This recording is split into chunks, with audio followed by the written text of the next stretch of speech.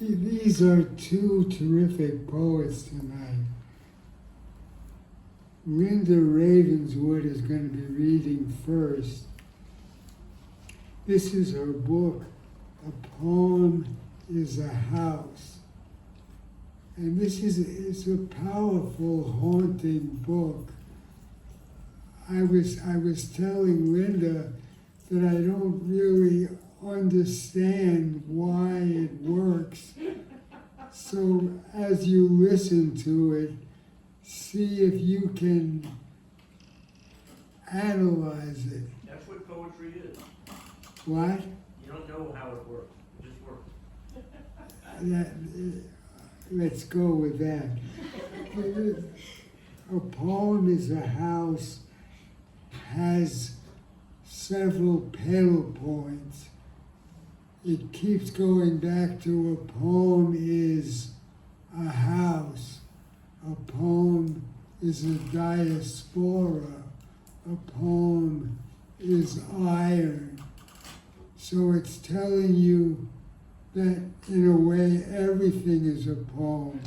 A poem can be everything. And it goes to the scene of an accident, which is the scene of a crime. And it wanders on the other side of grief. So hoo-ha, that keeps ringing again and again on the poetry carousel. The first poem in the book plays on the phrase, turning yourself into ice. And a little girl in the poem, a little Mexican girl, turns herself into ice and flows away, basically. The foreword tells us that her father is Mexican, was Mexican, and her mother is white, and they're poems to the father who is picked up by police and thrashes so hard that the cops give her mother a bill for damages, a bill that comes to the funeral parlor and follows them thereafter and is never paid. And that's followed by a poem. The book is a tempest of languages, Spanish, English, and a little Nahuatl. And following the poem in which the father is arrested and apparently killed is a love poem to the father in Spanish, a haunting, beautiful poem. The whole book is haunting, beautiful, painful, pleasurable, and see if you can figure out why it works. Let's give her a warm welcome, Linda Ravenswood. Oh, yeah.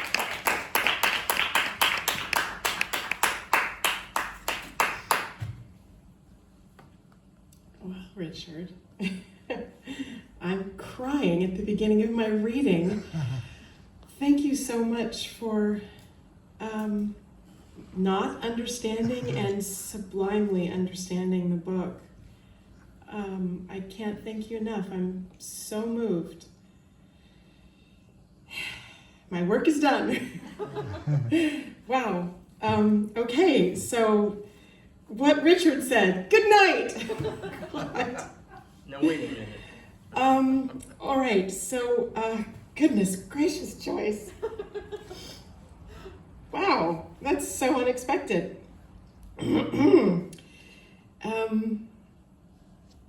So I guess I'll just go from the sublime to the ridiculous. This is in my new collection. It's called Is it possible to use the F word less? No? Lovely. That's the title. And apologies at the beginning of this reading to everyone who's conservative. I'm so sorry. So fuck me so good, I wake up with your morning breath. Fuck me so good, suddenly I like your mother. Fuck me so good, I walk out of work Thursday in the middle of Mo's diatribe in conference room B. Fuck me so good, I'm back at work Friday like nothing ever happened and no one says shit. Fuck me so good, I believe in free love, marriage, polyamory, whatever you say.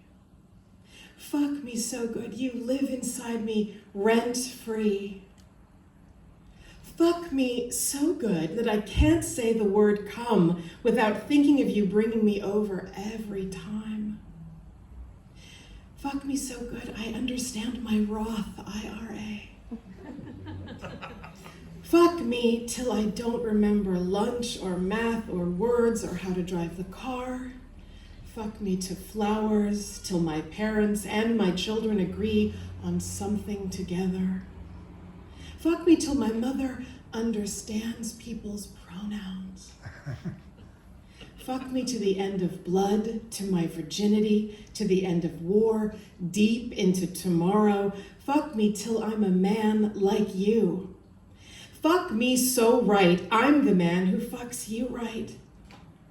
Fuck me to ecstasy, to unconsciousness, then revive me and do it all over again.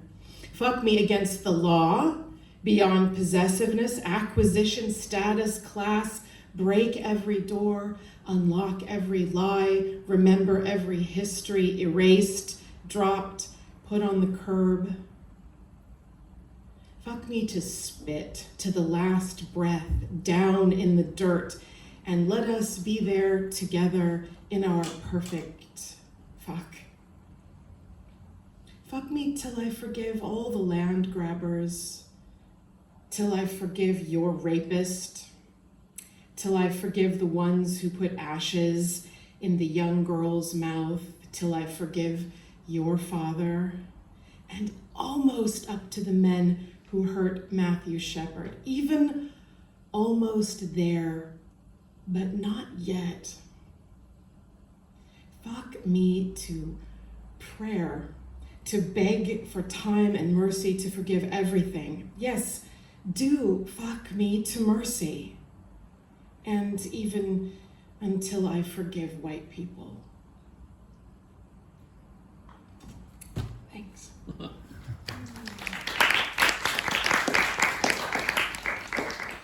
Here's one from the book, It's Normal. This is called Elementary School for Bridget Pegeen Kelly, an amazing poet who left us too soon. And this poem was awarded the Edwin Markham Prize by the Poet Laureate of the United States, Juan Felipe Herrera, for San Jose State University's Read magazine. So here it is, Elementary School. There was a goat's head hanging by ropes in a tree, she said. You know, you really have to forgive men. Immediately I wanted to say, yes, but for how long? I knew she'd say, listen, it's a process and a cycle. We have to thank them for the wheels and the trips to CVS and the houses, that it's a balancing act for everything, everywhere. That marriage is about, in the end, coming to an agreement that you both need each other, especially as you get on in life. 3 husbands, 4 husbands, lots of sons. The song of the nightbird, she said. You know, they say it's something men are, like it's what boys do. Something comes over them. Maybe it's a little bit biology, maybe it's a little bit dark anatomy. They just don't know why they did it. They were in a group of them and it was like a cloud. They all saw red or black or some color. It's built into society to forgive them, to punish them hard and then forgive them. To punish them hard and never forgive them. It's built in. You have to say sorry, and you have to mean it. Cried like a man and struggled hard, she said. You know, even a woman recognizes the struggles of a man, even a woman talking about the murderous intent of children, who happen to be young men in the making. Even there, a sweet song of forgiveness shocks the night with its beauty and tenderness, the sweetness of, I'm sorry. You know, everybody cries for a man. The man you lost, the man you never knew. And would you be surprised to know your own father had a dungeon?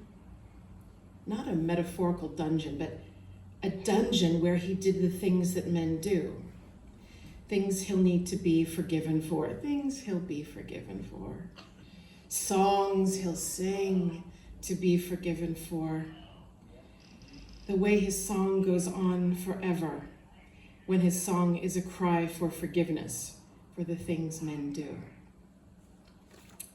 Thank you. And then back to terror. This is called My Essay on Heat by Linda Ravenswood, PhD, ABD. This is in the new collection. It's terrible. I apologize. I love men and boys who are stretching and leaning into what it means to be the kind of man they might be. Any guy who's sort of brown and warm like their father, the kinds of boys that have nice fathers. The way a father looks in the bedroom at us on the boyhood bed and says, "Ready for dinner?" To both of us. The kind of boy's father who looks at me in an ambiguous kind of way. Does he want me to be his daughter? Or does he want me to be his daughter? The kind of man who was himself a strange boy, the kind of boy who touches the middle of me with his eyes, his gaze, the kind of boy who blurts out, "I'm queer for you." The kind of boy who leans into heteronormativity with the mystery and excitement of a gay man, as if that's possible. The kind of boy who leans into his femininity, his anima. The kind of boy who's a little too upset, a little too much of the time. The kind of boy who remembers that day in the doorway, that day on his knees, begging for love, the kind of boy you look for in every man, your archetype, the animus, your God prince, your mother and father, your sodden peat, your green bluff and bracken peat bruises, your under the earth song, this unchangeable ancient thing, your coil, your nail, your chain. Question. When you have a fish hook in your throat, is it better than if it was through your lips or your tongue? Is it better going down in the deep that way, hook through the throat, but being able to open your mouth, so to sing in the blue-black, so to gag in the well of ice, going down the last time, gulping in the ocean of history, in something you might call longing? Which is better? So do I like men, or am I making war? A war I never started, mind you, but I'm asking you, aren't these the shapes and pieces of war? Why do I want to lean back to every one of them who meets this fantasy? Even as deep in love as I am today, why do I want to meet the eyes of the unknown man? You see, it started when two friends of mine said they were taking a fellatio class in Los Feliz. I thought this was something just for the movies, but this is Los Angeles.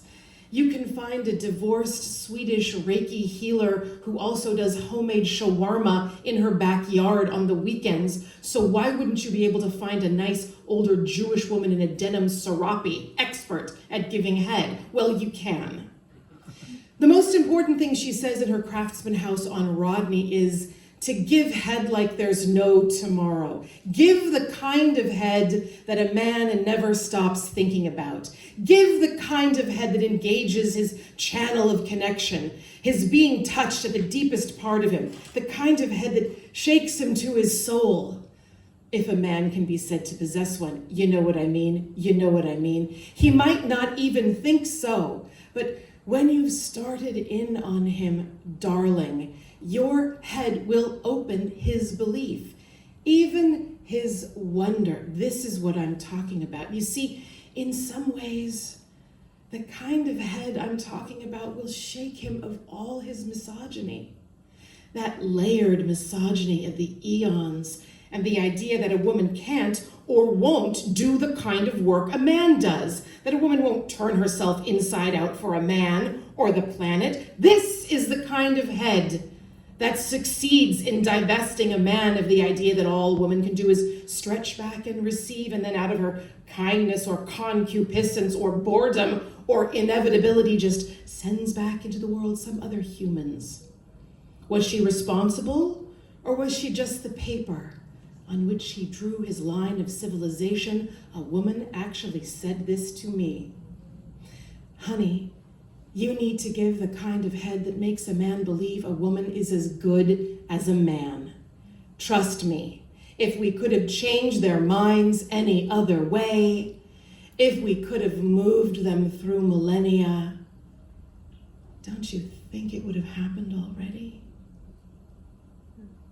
You have to give the kind of head that flips his mind once and for all. The kind of head that, if he has a good relationship with his parents, he's going to text them about. He's going to share it like a winning investment on the stock market. The kind of head he'd only wish to be able to tell his friends about, but can't, out of fear of losing the best thing that's ever happened to him. And if you can't do that, or if you don't want to do that, then no class on fellatio is going to make any difference. And with that, she took out a bunch of differently sized, shaped, and colored and textured cucumbers and about a dozen cleanly wrapped dildos in a cardboard box. Thank you very much. And then, I guess for my last offering, let's see, I'll read this one. This is going to be published the next month. It's called Leaving Gaza with a White Flag. It's in English and Arabic. And this isn't terrible or filthy. It's just from my heart. So, have you seen Rami Abu Jamuz's 3-minute film of his family leaving Gaza with white flags made of bath towels? Anyone seen that film? Okay, so in the streets, he's walking with his camera on, and he sees ahead of him a neighbor also trying to leave. It's Abu Ahmed and his son on the sidewalk, also with white flags. So Rami calls out, Abu Ahmed! And as he gets closer, he sees Abu Ahmed is crying because his son is lying on the cement, turned on his face. It's long and full of different colors like a calf in the sand after a ritual.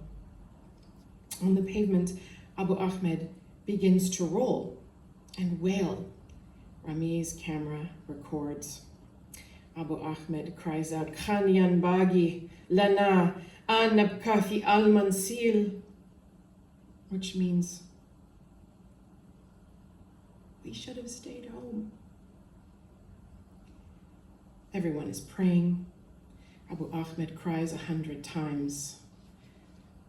All of a sudden they shout, Yatta nafas, which means he breathes. So Abu Ahmed lifts his son to carry him away. Then another strong man comes to help, and running in the streets, they hold up the boy upon their arms. Then a reporter cuts in to say in English, the son of Abu Ahmed did not live. And finally his name is said. Ahmed Al-Atbash.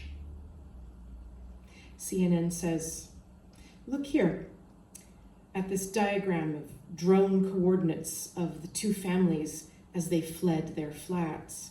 And CNN shows how they went from the apartment and the brief 2 or 3 minutes it took to go around corners under the evacuation. They did not have any guns or weapons, only a broomstick and a towel and a loose plastic sack.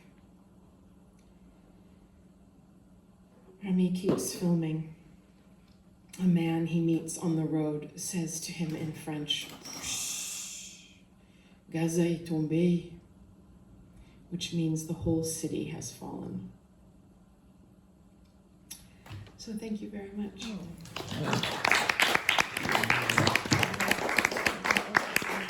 Thank you, Poetry Flash. Thank you so much, Taylor. Thank you, Yiskah. Thank you, Joyce. Thank you, Richard. And thank you all.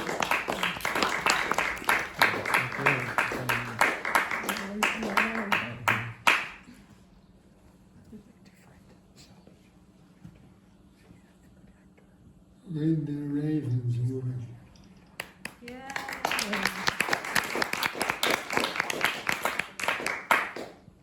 Okay, our next poet is Yiskah Rosenfeld.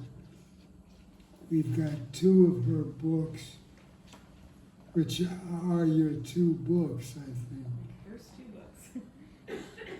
Naked Beside Fish, which is an ekphrastic book in which the poet lives vividly in these different poems.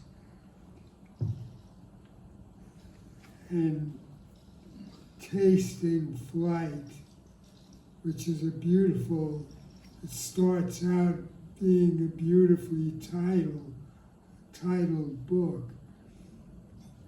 Now, at the end of the book, in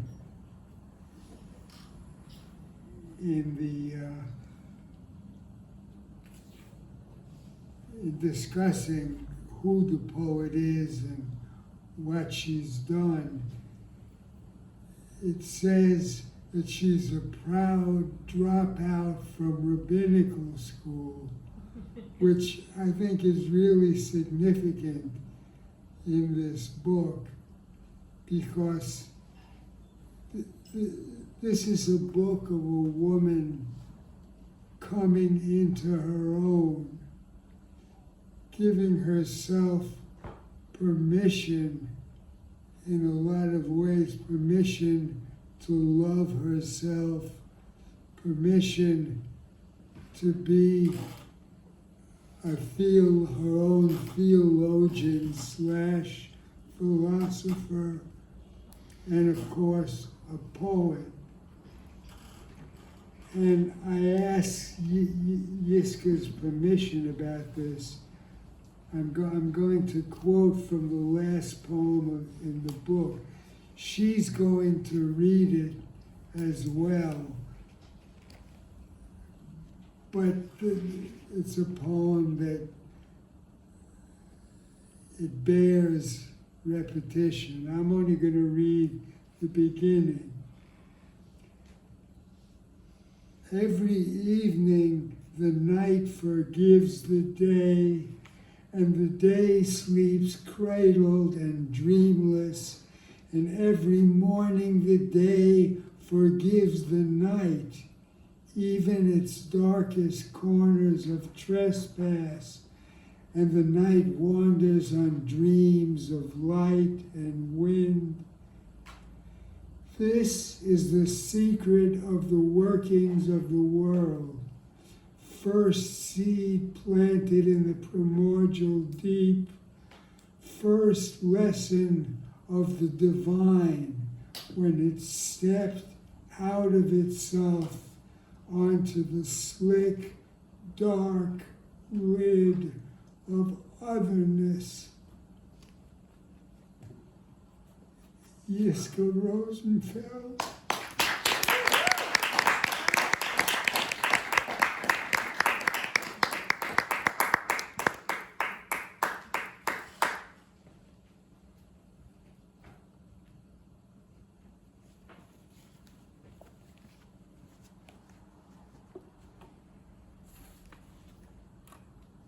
Richard, thank you so much. I'm probably not going to read that poem now. You read it so beautifully. No, it's good. I have so many. Oh, just keep going. I have so many choices. Please read it. The next stanza. So I'm really delighted to be here. I've been to other poetry readings in this space. Wait, what is my daughter saying? Oh, she's cheering me on. So I'm delighted. I just love this space. I feel like it's worth it to come here just for the space. And I also am really excited to be part of a Poetry Flash event. I came here, in the late 80s, and already Poetry Flash was a big part of my life then. And I think I've been quoted in it, and I've done readings just so long ago related to it. You may not know that. And it's just special to be part of Poetry Flash, and I really am grateful for an organization that is keeping poetry alive, reminding us that poetry matters, that it's not just something on the side. And Joyce, especially, I want to thank you, because I believe you know every poet, you know everything that's going on. You're like the keeper of the Bay Area poetry knowledge, and it's really pretty incredible, and Richard too. And so thank you so much. And Richard, thank you for your kind words. So I'm going to read, the first poem I'm going to read, when I wrote the first draft, it was part of a Zoom poetry festival, so right after or somewhere in between, shelter in place and the next stage. And I remember the prompt was something like, write a letter to what keeps you from getting your poetry out there, what keeps you from becoming who you want to be, something like that. And I remember that when I finished the draft, I thought two things. One, I will never publish this poem. And two, I will never read this poem out loud in front of anybody else. So I don't know how it did it, but it was the first poem in the book tasting flight. It stuck itself in there. So here we go. To whom it may concern. I am writing to let you know that I am not too ugly to be a poet. Thank you for your concern. You say old men can be poets, but not old women. You say old men can be gods, but not old women. Thank you for this drawer of letters stashed in my heart, on which you have written, I can't be a poet because I am too ugly. I can't be a gardener because I am too ugly. I can't dance freely in white through the fields in joy because I am too ugly. Everyone is allowed, you say, but if you're ugly, it's best to stay home. You say, I can cry in dark corners. You say I can curl up in my bed like a crustacean. You say it is perfectly okay to be ugly on the bus, in my house, at Target. I can be ugly at night. There are so many things I can do and be ugly. I should not be discouraged. We can't all be hummingbirds. Thank you for advice so generously given, but I must inform you that the garden itself is ugly. The damp clods of dirt I rake with my fingers, worms coming up, writhing their pink S bodies, and the misshapen pebbles. I can kneel down in the mulch and be with who they are. Also, the dark thoughts that feed my poems, those inking this very paper in bursts of octopus fury, are ugly. Hard pellets sometimes, smashed summer fruit, bloody, fat marbled steaks, crumbs born of crumbs. I can stir myself into that soup. You are welcome to taste.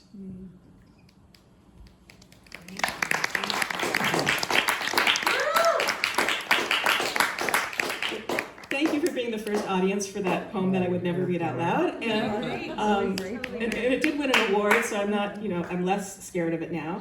But, and you don't, it's up to you, but you don't have to clap between poems. I'm one of those old school people that I expect awkward silence in between every poem, so it's up to you. Well, hell with it. If you like it, we're gonna clap. Just for that. Yeah, that's what it said. Up to you. So it's only fair I read the first poem from this book. I'll read the first poem from Naked Beside Fish.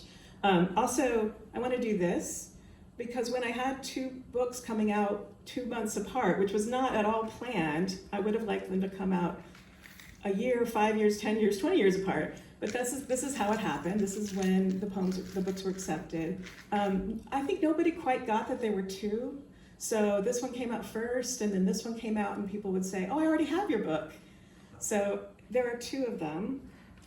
This one is the full-length life's work, collection on sin and sexuality and feminism and motherhood. This one has all of that probably in there too, but it's more of a you can eat it in one meal. It's a curated, smaller book that is designed to be kind of like a museum exhibit. It even has a gift shop poem at the end. So the first poem from this book I'll read. And what are the two books called? That one is called? Naked Beside Fish and Tasting Flight. Thank you, Diana. Let's see. So are there poets here? Anyone here a poet? A few poets, mostly poets. Yep. So if you've ever submitted your poems anywhere, you will often be, the first thing you'll see is the poetry submission guidelines.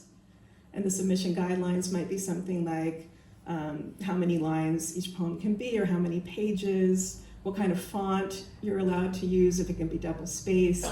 Sometimes they get very complicated, like how many letters you can go across the page. So this is my version of what I believe poetry should be. So this is poetry submission guidelines. They should be the color of a loved one's shadow, painted on a clear sky at dusk, etched and chiseled from stone, each word a day's work. They should be students of blood and wind before they graduate to paper. They should be edible. They should read themselves to each other at night, rub off when pressed, page to page, run like a stampede of mice a milk river between stanzas. They should envy our three-dimensional shapes, need us as much as we need them. Let their corners grow wild, overgrown with white moss, silent reflections for lights and dust, as our mouths will one day be quieted, belonging to the damp earth as they never belonged in us. They should unknot themselves word by tangled word and let us down, tenderly down, gently down, tenderly in the end. Awkward silence, thank you. Okay. Which book is this? My mother, who I love, had passed away a few years ago, but about 20 years ago, she had breast cancer, and they gave her about a year to live. It was really a poor prognosis, and she lived. She beat it quickly, and that is not what happened to her later in life. She lived for the rest of her life with cancer-free. So this poem is about that time period, driving my mother to acupuncture. And this is taking place in Kansas, in Lawrence, Kansas, where I grew up. Reiko sets me in the one chair at the back of the house with the red door on the street my mother always forgets to turn onto. Shoes line the entrance. Books line the walls. Japanese and English trickle their spines, while down the hall my mother removes her wig, hair thinned to reddish cobwebs, the scalp almost sexual in its sudden exposure. In the one chair in the empty room, I read the Bible, run my tongue down the blessings and curses, and taste the old rules of childhood. Curses are caused, blessings are luck, chance baskets arriving by wind. Inside my mother, the gift, unbidden, flowers. Who sent it? The day warm and breezy as if earned by good behavior, but inside her breast, the curse, condensed to a not ripe fruit, a second, smaller heart. Reiko boils water for tea, serves me medallions of candied ginger, sweet rolled leaves of seaweed.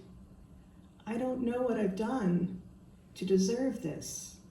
The cup smaller than my hand, tea hot and swollen with peach. Sweetness pins the galaxy's center to this chair at this moment. My mother's muted voice softly orbits.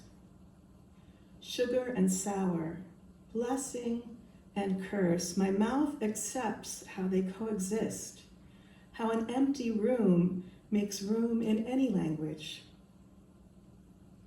I think of the shoes, lined up at the door like obedient horses, how whatever is stowed in our hearts, mother, daughter, bitter, sweet, the shoes will bear us up. The shoes will take us where we need to go.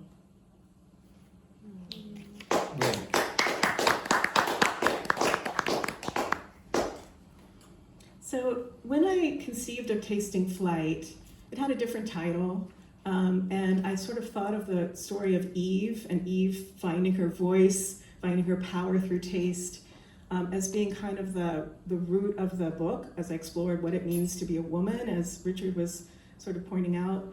And then it evolved because I realized I had not fully explored what it really means to be a woman, and I had not expanded that understanding in terms of gender and in terms of different ways to be a woman and what that might mean.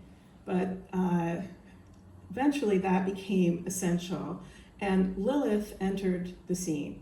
So Eve and Lilith, Eve is a biblical mythic figure, and Eve is a biblical mythic figure, and Lilith is a midrashic, mythic figure. They each, I think, offer different ways to explore power, womanhood, trying to live within the system, needing to be outside the system to be fully who you are. So as that kept evolving, there are more poems in this book that deepen that understanding. And the next poem, it's a pretty simple poem, but it said what I really needed to say. It's dedicated to my daughter, and in the dedication it says, to my daughter, whom I mistook for a boy for 5 years. And to my surprise, my daughter asked to read the poem, and she is going to read it now.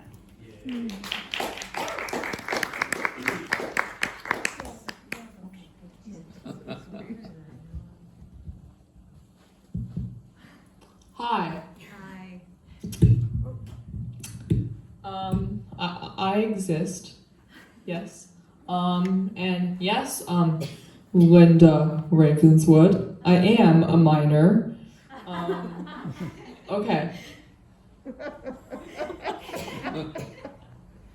Oh, that's funny.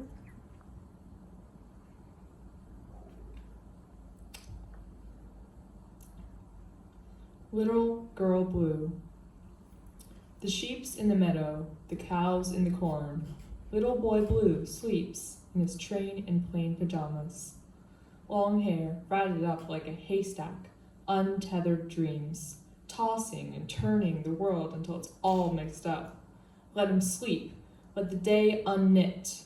From its tightly pearled configurations, good girls and silver bells lined up all in a row. Plastic shapes pushed into wooden shape absences. Ninjas on one aisle, fairies the other, trapped in the wrong room. Wrong body, arranging the dots that swim behind pressed lids. Let her sleep, let the cows go wild in the fields. Sheep stomp the meadows with petals in their teeth. Chair jump over the moon, lamp, and the desk. Splay out its legs to rest on its wide oak belly. Will you wake her? No, not I, for if we do, she's sure to cry.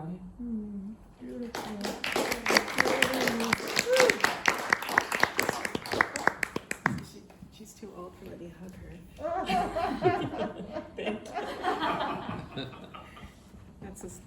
That's our lives in a nutshell. Thank you so much, Noam, for reading that. That meant so much to me. And thank you for coming, and thank you for reading that. That really was powerful to me. And yes, you got more of an education tonight than I realized at age 14. We're in here. Okay, I have to find my bearings again. Okay, so I think I'll read a poem, an odd poem. I'm going to read an odd poem. And I remember when we put this book together that when this poem was was the runner-up for the Arthur Smith Prize, for which Linda Ravenswood deservedly was the winner, and that's why it was published. And I think the publishing company is in Tennessee, if I have it right. Texas, but also, I don't know why it seems to have some Appalachian connection. But anyway, I think they were a little shocked that their judge picked 2 California poets as the winners, and they were trying to figure out, what to do with us. But I'm really delighted to have the opportunity to hear you read, Linda. You're an amazing performer, and you read a lot of poems that weren't in this book, but this book is really, somebody said on the back cover or something that it's a revelation or something. It's a beautiful book, and I hope everyone gets a copy. Now, what was I talking about? Oh, yes, so. Make sure I put the F word in the dedication to everyone if they want. So this poem was not in the manuscript, I believe, when it was accepted. I snuck it in. I think it's the last poem I wrote. And it's called Questions for My Tibetan Healer. She couldn't be here tonight, but Lisa Wenzel was my sort of writing partner through the shelter-in-place years. We met at the Community of Writers up in Tahoe, which I've been going to for over 20 years. And she told me that I use questions a lot in my poems. And until she said that, I didn't realize that I used questions in my poems more than anybody else. But as it turns out, I use questions all the time in my poems. I didn't catch that. So I decided to write a poem that was almost all questions. And my Tibetan healer that it refers to, I haven't seen him for a long time. I hope he's still with us. This is Shepard Powell, whose partner was Diane DePrima, a really wonderful beat poet.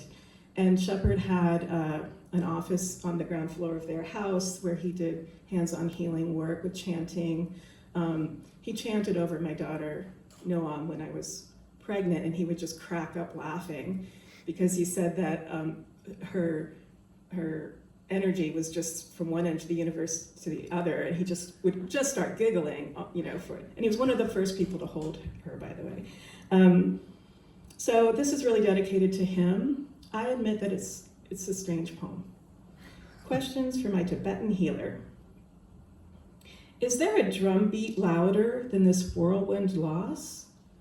Am I in a Hitchcock movie? Am I? The birds are feeding at my ear. Will magic work when I stop poking around for who is fooling me? Who taught me to hate myself this way? Did I?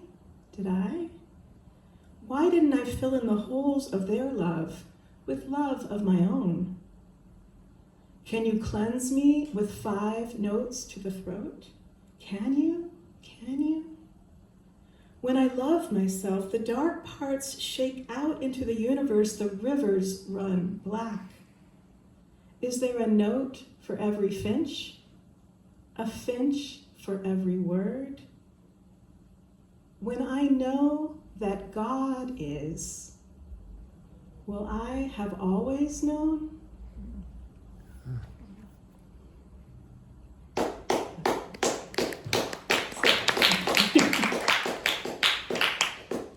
Do I have time for a couple more poems, I think? Okay, so, a little torn on, I'm reading a lot of heavy stuff, so I'm a little torn. So, I think I'm actually, if it's okay, going to read 3 more poems. Yes.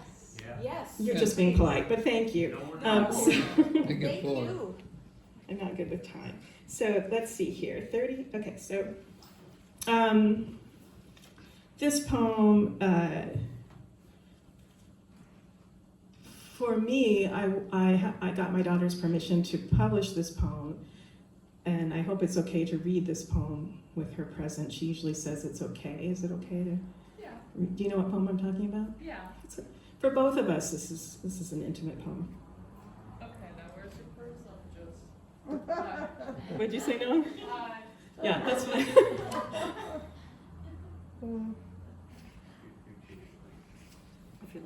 I feel like we're gonna do it. Okay, so I'm becoming a woman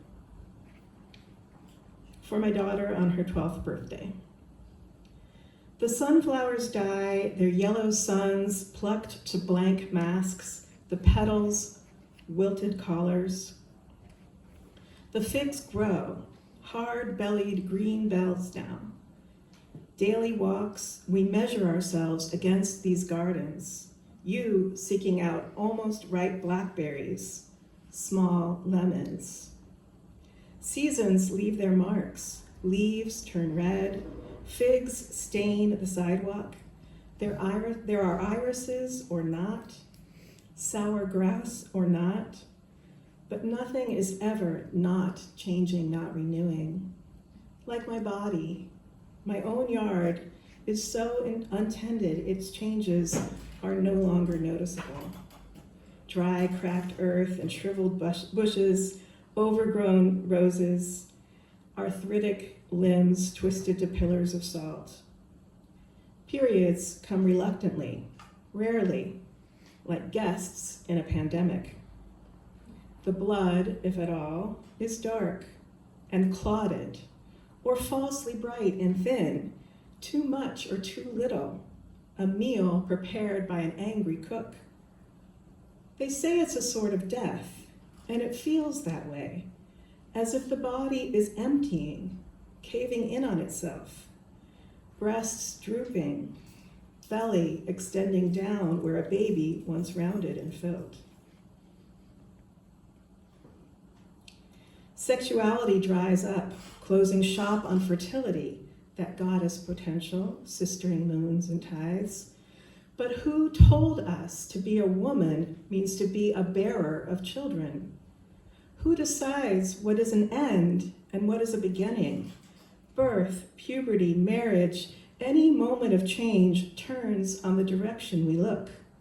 Lot's wife turned to stone by looking back. Face it, the body lies. All the stories it told me growing up of my own unworth, the lies your body tells you, refuting the girl you have always been. You ask me when you can start hormones to grow breasts. I buy a dozen bras, 24 teardrop pads. You caress them like small pets, put them back in the drawer. You are a girl who won't bleed.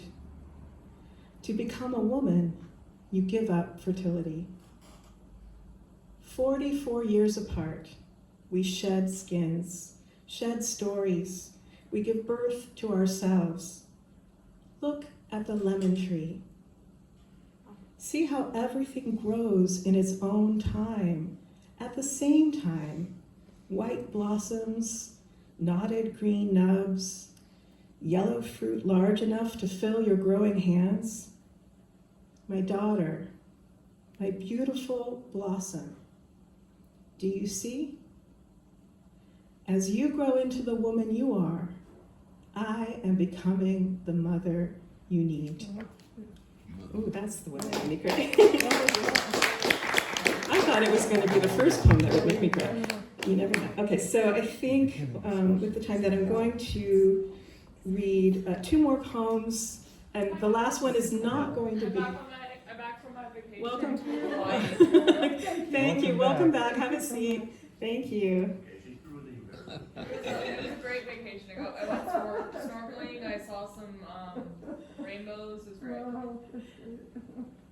Thank you. Thank you for letting me read that poem. So I'm going to read 2 more poems. I'm going to let Tishrei stand in the voice of Richard. But what I want to say about that poem, Tishrei, is just that that's the name of a month in Hebrew, and Tishrei is the first month of the year. So the first day of Tishrei is Rosh Hashanah, the Jewish New Year, which starts in 2 weeks. And it's exactly in 2 weeks. And Tishrei is seen as the birth of the world. So it's the last book in Tasting Flight, last poem in Tasting Flight that you can read. So I want to read 2 more things. One is because I have a former student here, although it's funny to call someone a former student when they are a poet very much in their own right and have a book coming out very soon. Same publisher as one of mine. And I feel like I should do this. So I've taught a lot of classes in poetry, and I think you've been to some of these that were about the Hebrew alphabet. I would take every different letters of the Hebrew alphabet, and we'd use them for inspiration for creative writing. They all have long, ancient teachings about their meanings and their mystical meanings. So it felt like I had to have at least one of these poems in each of my books. And this one is called The Letter Aleph. Oh no. We forgot the art. Oh no. Oh no, no one drew a beautiful picture of an olive. No, you left it in your room, didn't you? But we will, next time I do a reading, we will have that art. Okay, so entrance to the letter Aleph. Root of my faith and root of my rebellion, tugging the under-earth of my heart, my voice keeps running away into faithless foreign words that all begin with I, as if you were not breathing even this vowel into me. You are a door that joins and through joining divides, my knock, not even an echo of you. I beat myself against your white silence, hear it rattle, whisper thin like rice paper. How I've come to love your blank, muscled skin, the way it mutes and softens my anger. Don't answer. Don't answer. It's enough to lean and rest a while, enough to trace these black-hewn houses, their tiny hidden lights and eternal yearnings, enough to turn their corners and seek. Okay, so thank you. The last poem I'll read. Oh, yay. Thank you. So now it all makes sense if you were able to see that. I was picturing The that. poem does not make sense without it. So the last poem I'm going to read is not from either book, but it was published in this anthology, Beyond Words, The Dating Issue. So I officially have a poem in a dating poetry anthology, which I find fun. It's called A Study of Mice on Restricted Calorie Diets. And I don't know if anyone may have seen this. It was a while ago that Alan Alda was the host of the show that was about health and living a long life. And then I saw it circulating on YouTube more recently, and this poem is inspired by that. A study of mice on restricted calorie diets. You can live life replete or always reaching for more.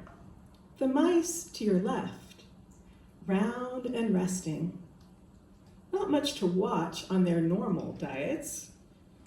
To your right, endless activity rattling the cages. Alan Alda is so impressed with the mice on the right, the restricted calorie diet mice. He wants to eat only salad and live to be 106. According to studies on mice, you live longer when you're always hungry, when you're afraid to rest and miss the next meal, when you propel yourself forward into old age. Am I missing that much? On still days at the marina, my wide back to the sun and the worn hot bench of my choice? Am I missing that much? The contact of moisture and wind on skin, the only stimulation I need. Is it a wasted life, if a slow one? Imagine, if you will, a blind date, an intimate bistro. Date number 1, the restricted calorie diet mouse. He spends more time staring at the menu than into your eyes. He fidgets and twitches, going on and on about himself, pausing only to laugh at how he keeps going on and on about himself, to dip his paws into any number of appetizers, or to see what everyone else is eating, or to pick up his napkin for the umpteenth time and chew it abstractedly to bits. Sure, he'll have sex with you over and over, but only while watching Survivor, and only during the commercials. Date number 2, the well-fed mouse. He gazes at you with rapt attention, as if he has all the time in the world. He waits to begin eating until you start. Yes, the well-fed mouse, who will most definitely spend the whole night, and who is an excellent listener when he's awake. And when he isn't, well, who knows? He might just be dreaming of you. Tell me, how much more do those mice, hunched in metal cubicles across the bay, really accomplish, pedaling their wheels like tiny atlases making empty worlds turn? Admit it. Watching them makes you tired. Watching them makes you want to close your eyes. Heave with everything you've got against the couch cushions and nap till your next meal. Oh, Thank you.